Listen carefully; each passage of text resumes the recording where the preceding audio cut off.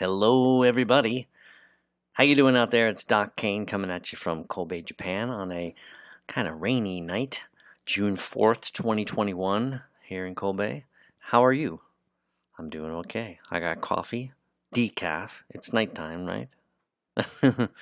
And I'm going to talk to you about the podcast today. What is the podcast? Marketers Who Can't Market.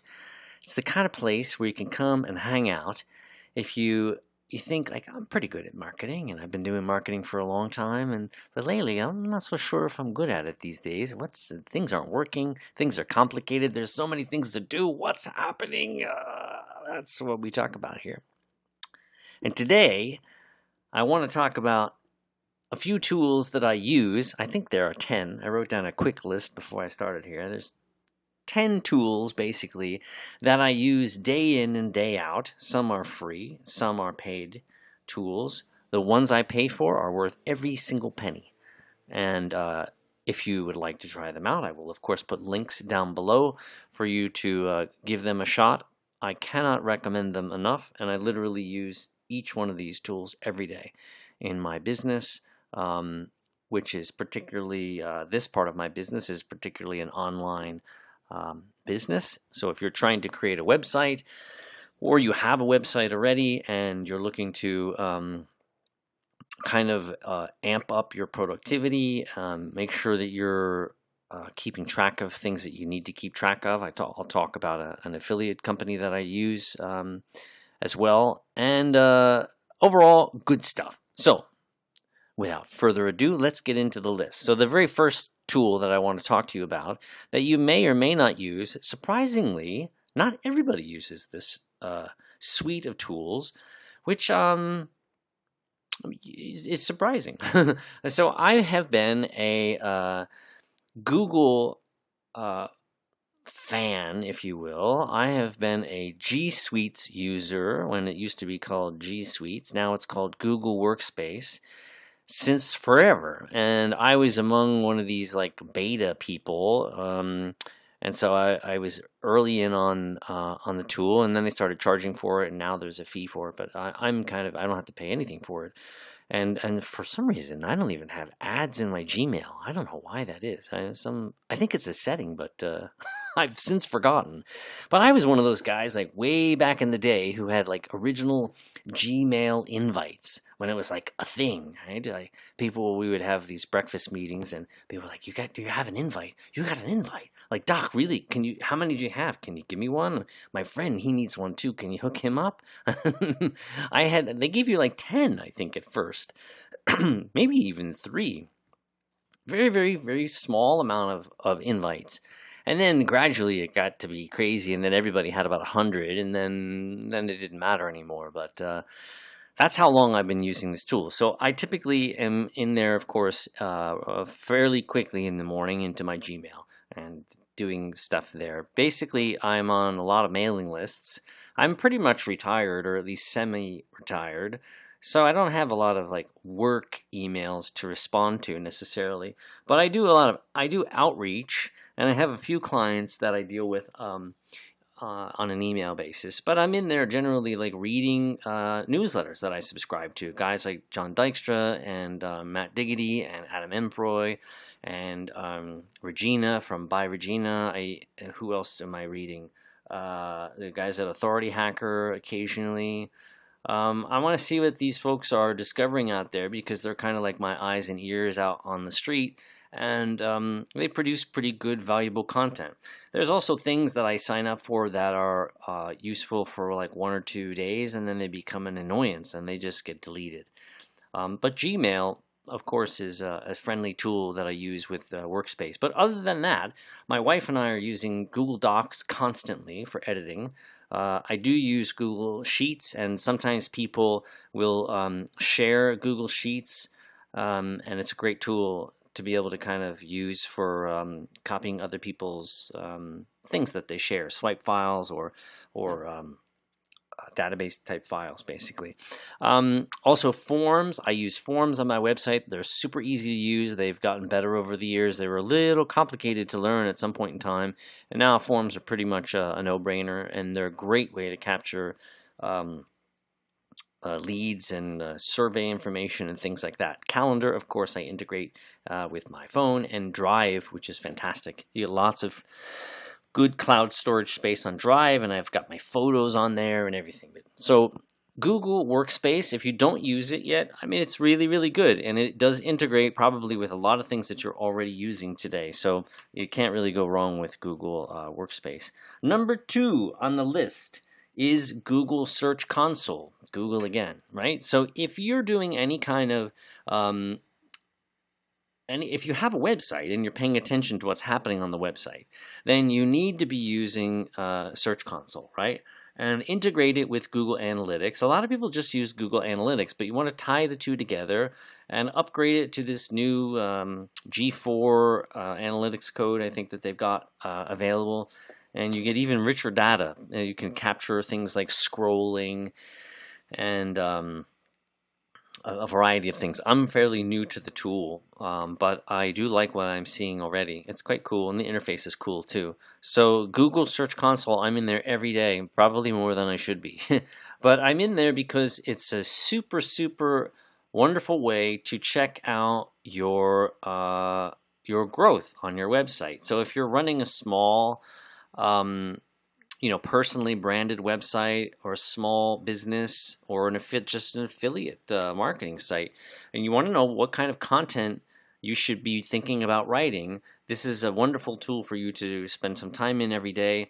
Do that like content seeding thing that I mentioned in a recent podcast. Put up content, get it out there, see what starts to work, what doesn't work, you tweak or get rid of. You can't go wrong with this. It's a tool that I could not live without. And it's free. Awesome tool. Number 3 on my list is share a sale. So if I want to see how much, another kind of data source for me is are my affiliate partnerships, right? So I log into a variety of sites. I use Flex Offers and the Commission Junction.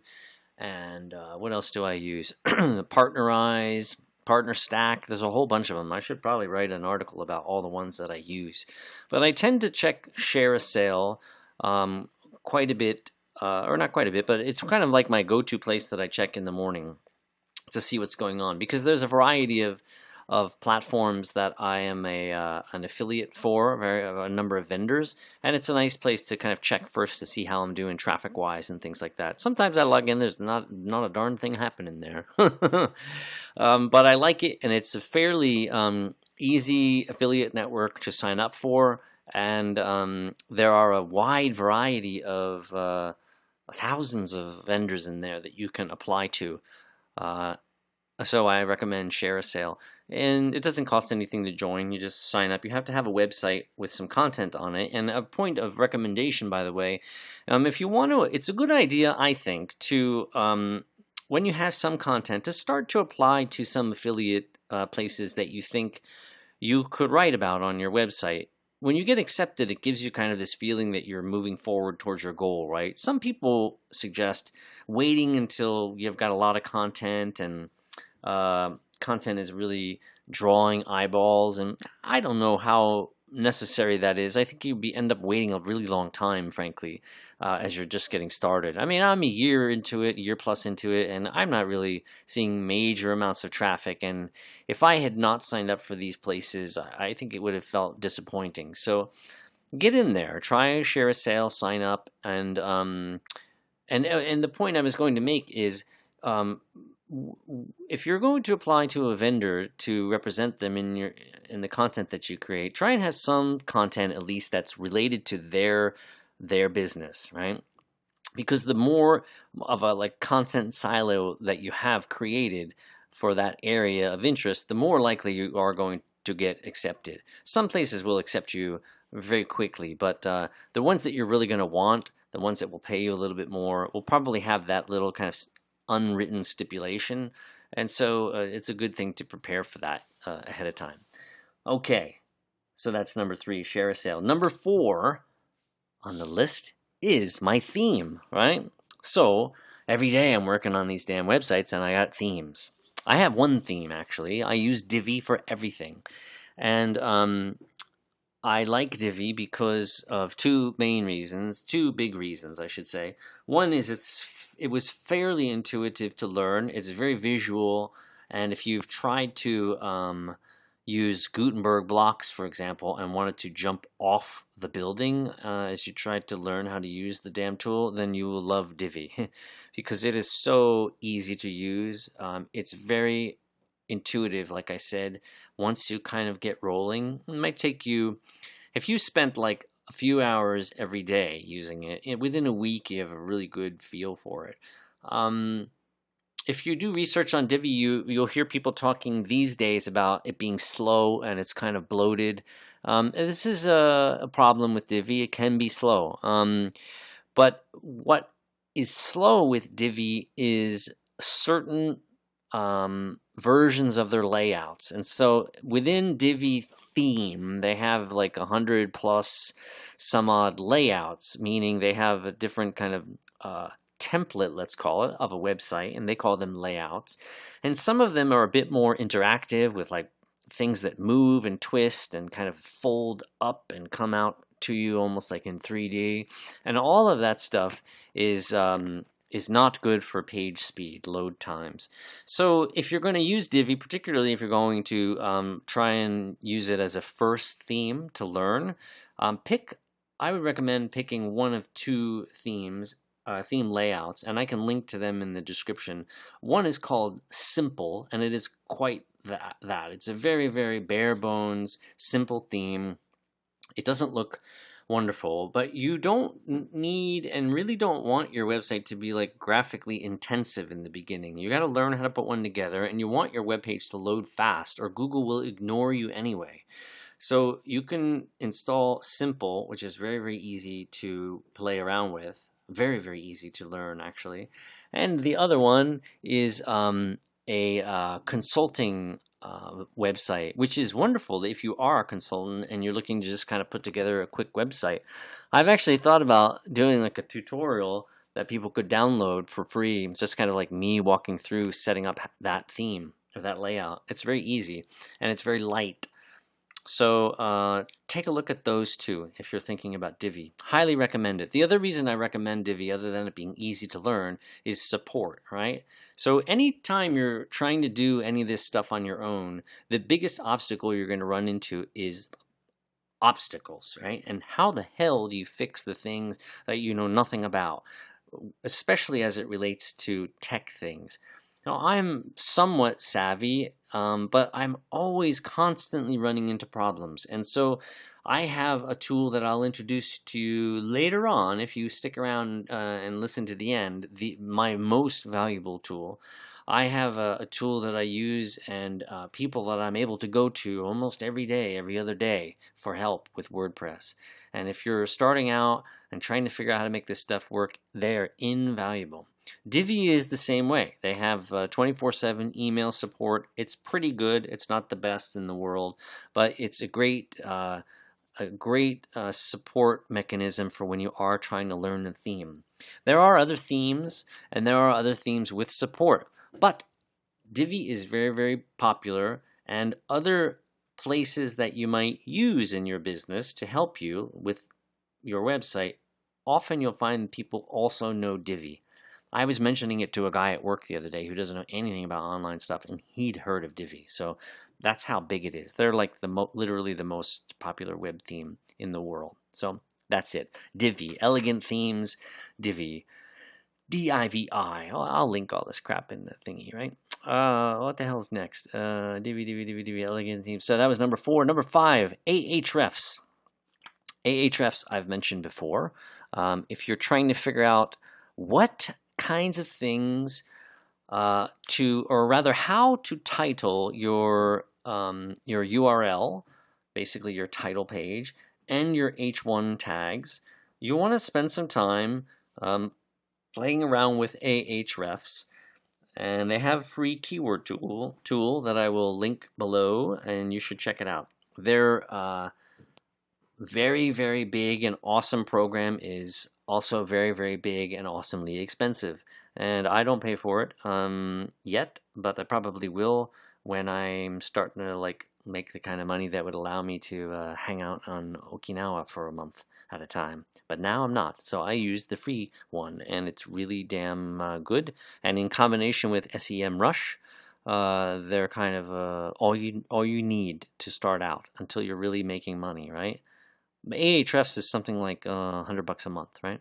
So until you're making double that probably a year, you don't need to pay for it, I think, unless you're like really gonna be cranking out content like mad and doing some sort of like Adam Emfroy thing where you're paying a bunch of writers to do the work for you and you're cranking out 5-10 articles a week. Yeah, sure, then eventually you're gonna make some money with that as your support tool, but most people can't do that, right? So use the free version. Let's next is number 6, Canva. My God, Canva. I wrote this article on my post on my website about how I used to hate graphic design, and I guess I probably still do because the tools that they force you to use to do good graphic design are just abysmally difficult to use. Maybe it's because I don't have the talent to be a designer, but that's why Canva exists, right? So Canva, not Canvas. If you got a kid that's in school and you're hearing about Canvas, which is a teaching thing, Canva is an online design tool that will turn you into the most talented designer you never were. And I literally could not do any of what I do without Canva. You can get it for free, but it's kind of silly not to pay for the pro version, which is basically like $12 a month. When you pay the pro the pricing for the pro model, you get all this really awesome quick sizing capability and access to far better, way far better icons and elements you can use in your designs. The difference between the free designs and the pro designs is very noticeable. So drop the $12 a month. It's so cheap, it's ridiculous. And again, another very intuitive tool to use. Both my wife and I use it, and we adapted to it quite well. We can't live without it. So Canva, check it out. Canva Pro. Don't play around with the free version. If you're serious about your business, these things that I suggest that you pay for, you should really be paying for, right? And I'll tell you when you don't have to pay for it. Because I would get Ahrefs doesn't have an affiliate program, but SEMrush does, and they have a good commission. And I'm not telling you to go out and buy SEMrush because you don't need it yet. Use their free version at this point in time. But Canva you should pay for. All right, 6, 7, Zamzar. This tool is like, holy shit. I had no idea that this tool existed, and then I had to start. I forget exactly why. I was like trying to upload audio files. I was trying to convert audio files into MP4 files, I think, so that I could play around with them in Canva.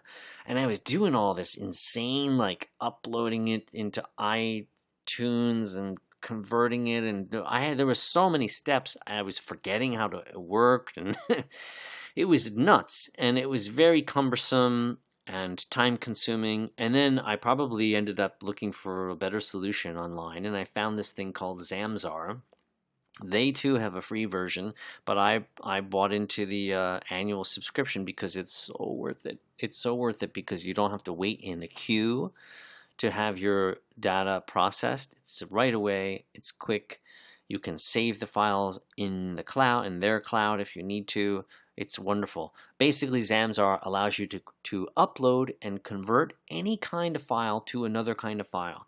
So if you have a document file that you want to convert into a PDF, very easy. If you want to do it the other way around, it's very easy.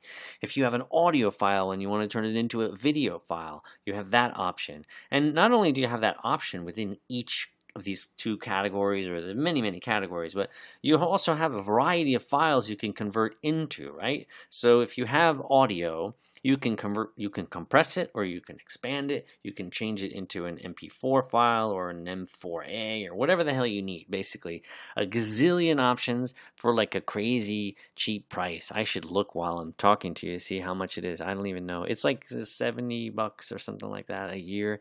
It's way cheap. Way worth it. PDF to JPEG, yeah, PDF to Word. All these things that you've searched for, like, how do I do this thing, right? Even if you're just like a person who has a job who needs to do this sort of stuff from time to time, it's worth it. So I think I have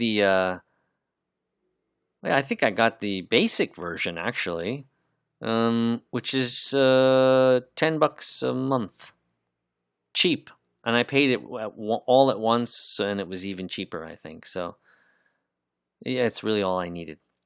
Zamzar, check it out. All right, next one on the list is dun, dun, dun, dun, Buzzsprout.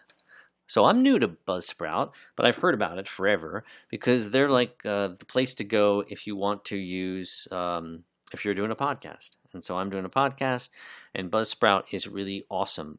I have used Podbean before.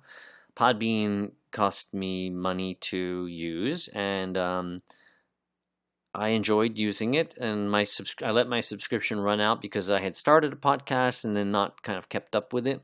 But this one is kind of on fire. As you know, I do it every day. And I've been using Buzzsprout. Buzzsprout is free for the first 90 days, and then they have some small fee. But the thing with Buzzsprout is, man, it's really easy to upload content and to syndicate it out to a variety of other places. So this podcast is already syndicated out to, I think, maybe 5 or 6 places. I finally got around to getting back into my iTunes, and I'm waiting for that approval process to play out.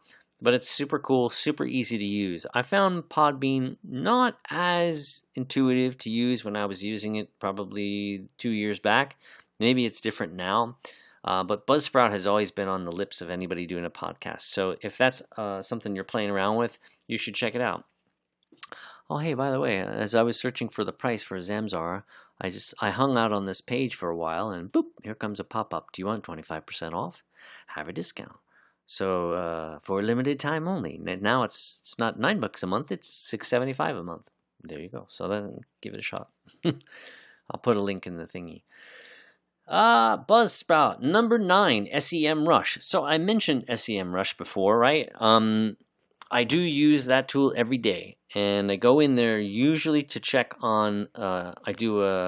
Once a month they allow you to do a site audit, basically, which takes a look at your site and gives you a feel for the kind of keywords that you're ranking for, the health of your site, things like that.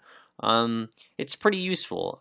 Last month it was showing me like all of these pages on my website that were having errors and crazy shit, and that led me to go into Google Console, Search Console, and correct a variety of errors there with schema, if you know what schema is, and so that has all been corrected now. So I went from something like 150, I think, 125, 150 errors to today when I logged in and ran a new audit. There were only a handful of them, and they were all new schema errors based on the Marketers Who Can't Market podcast page, because now I have video links there, and there's something that Google needs to see that I need to fix. So it's really cool for that, to see like what sort of technical SEO things are you not aware of, and it's free for a couple searches a day at least. Then you can do keyword gap analysis there if you want to like compare your site to another person's site that is a competitor, and let's say you write about toys, I don't know, and you have a competitor who also writes about toys, and shit, they're outranking you all the time. And you want to find out, how do I compete with those guys? Well, you use this tool, this gap analysis tool. Basically, you type in their domain, your domain, and then you see where you can kind of tweak your content to get a little bit closer to where they're at. Now, one thing with these tools, these search engine, these SEO tools, they make life easier, but they don't necessarily, for the average user in the beginning, they don't really give you so much information that you can't really find on your own, But when you get to the point where you're really growing your site and can benefit from the additional analytics they provide. Then there's all sorts of crazy stuff that you can do that will allow you to drill down into content in your site and someone else's site, and they're really insane what they can do. But for the beginning, in the beginning, you just need a basic picture as to what your site looks like, what sort of things you might want to write about, what's competitive and what's not as far as keywords go, and that's it. So check it out. They have a trial. You can sign up for like a 7-day free trial, I think. But you don't even need to do that. All right. Last one. So the tool that I cannot live without. The tool that if I did not have, I couldn't do, literally could not do any of this. And all these other things that I mentioned wouldn't matter one iota because I wouldn't have the time to use any of them. Because I wouldn't have the time because I would be fucking around with my website that didn't work all day long and wondering why the hell it's not working and what's wrong with this and why doesn't this work and why does my page and where the hell did my site go? Everything just disappeared. I don't have to worry about any of that anymore because last year I discovered this thing called Managed WordPress.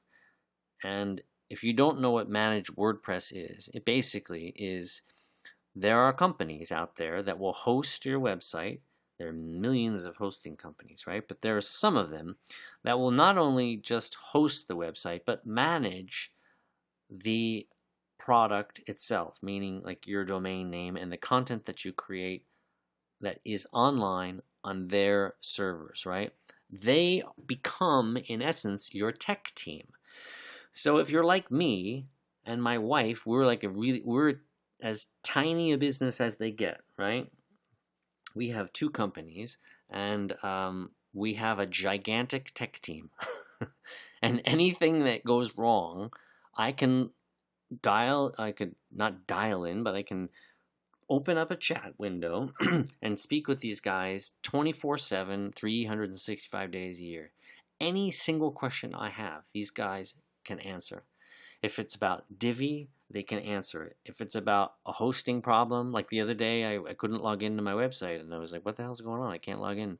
But I can log into the chat and say, "My website seems to be offline at the moment. What's up?" And within like a couple minutes, they had fixed the problem.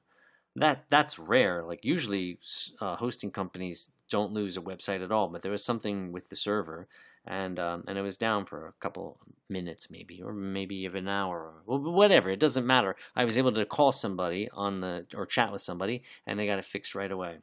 So WPMU costs me. I have a package where I can put as many domain names as I want under their support umbrella. So I have 56 domains listed with them.